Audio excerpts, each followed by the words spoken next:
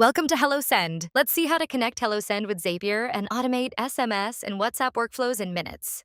Let's start by connecting HelloSend with Zapier. In your HelloSend account, navigate to Settings, then API Keys. Click New API Key, give it a descriptive name for easy identification later, and click Create. An API key will be generated. Copy the key, as we'll use it to authorize Zapier to access your HelloSend account securely. Now, head over to Zapier and create a new Zap. You can now connect HelloSend with your existing CRM, forms, and other business applications. In this example, we'll connect Monday.com and use its contacts to automate messaging.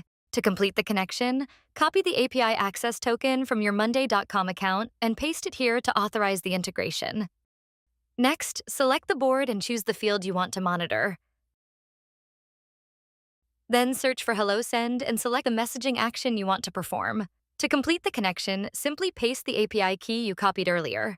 Once the authorization is successful, HelloSend is ready to use inside Zapier. Send WhatsApp notifications after form submissions, or notify customers when orders are placed. And that's it. Start sending messages automatically using contacts from Monday.com and other apps with powerful no-code workflows. Thanks for using HelloSend.